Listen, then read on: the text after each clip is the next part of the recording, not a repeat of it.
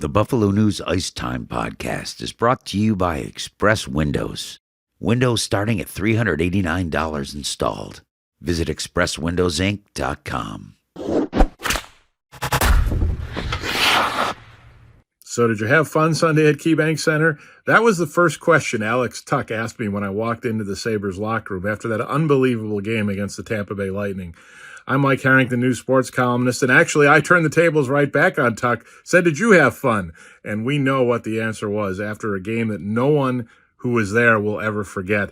It harkens back to what we saw that night in 2007, where the Ottawa Senators took liberties with Chris Drury, the Sabres captain, and the Sabres said that wasn't going to happen. And Lindy Ruff put out the troops, so to speak, and they had a old-fashioned line brawl ruckus. Well, we had a few ruckuses Sunday night in a game that no one could have expected to go that way. Here was where I thought this one got off the rails a little bit. It started last week in Tampa. The Sabres, with a 6-2 win, really dominated the Lightning, 4 goals in the first period, and the Lightning were upset. Let's be honest. We saw what happened in the third period of that game. They were trying to send some messages to the Sabres for meetings down the line. I thought that meant Sunday night. If things got out of hand on the scoreboard, they'd probably get out of hand on the ice again. Well, I did not anticipate things getting out of hand completely in the first 5 minutes of the game.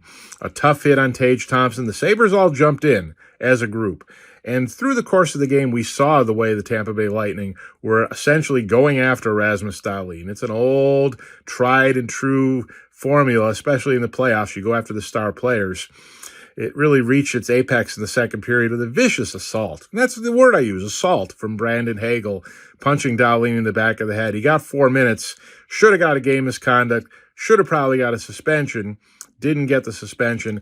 Monday, by the way, he got a $5,000 fine from the NHL Department of Player Safety. Not enough in my eyes, but it's the maximum fine. Should have got a couple games.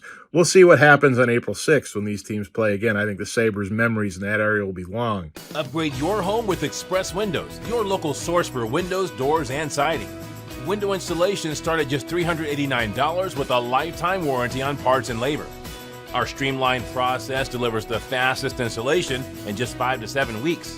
From consultation to cleanup, our pros make it easy, affordable, and built to last. Visit expresswindowsinc.com to get started today. Express Windows, value, speed, and craftsmanship for every home. But the biggest takeaway from this game, yes, the Sabres stood up for themselves. They were out there as a group, but they won the game. They won the game in a situation where it looked bad. The Sabres had blown 2 3-goal leads. The Lightning had a 6-4 lead. They had a 7-5 lead in the third period. And here are the Sabres, really the upstarts still, 14 years out of the playoffs in the NHL, even with all the success they've had in the last 3 months, to score 3 goals in the last 9 minutes, a signature 8-7 victory. You can check it out at buffalonews.com, a story I put up. There are some unbelievable numbers in this game.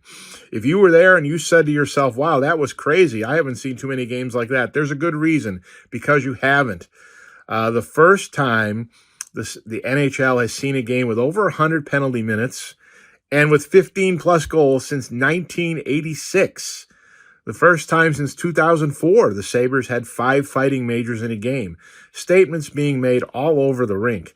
We're going to see this team be tougher going forward. Logan Stanley and Luke Schenn were acquired from the Winnipeg Jets to add to the toughness factor. Sam Carrick got a big goal in the third period on Sunday night. He also got into one of the 5 Sabres fights. Logan Stanley even told us in the first intermission we met him and talked to him how much he'd like to be on the ice. So he's ready for April 6th already. But it goes back to that game in Tampa. Jarmo Kekalainen, the GM, felt this club probably was getting picked on and was going to need some more toughness. You're going to have it come the playoffs. He went out and got it.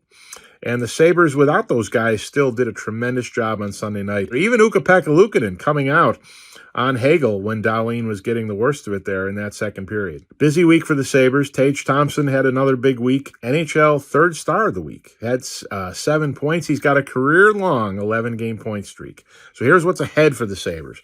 Tuesday night in the arena, Macklin Celebrini and the San Jose Sharks are in town. Boy, tough to see how the Sabres summon emotion for that. Thursday night, the Washington Capitals. Saturday night, the Toronto Maple Leafs. Will their fans show up? A big question. We'll have to find out. 8-7. Buffalo Sabres, Tampa Bay Lightning. It could be a game for the ages. You'll always remember it could be significant in the future of this club going forward. We'll see how things play out.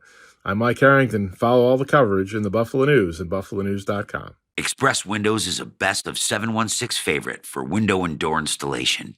They also offer discounts for military personnel and seniors.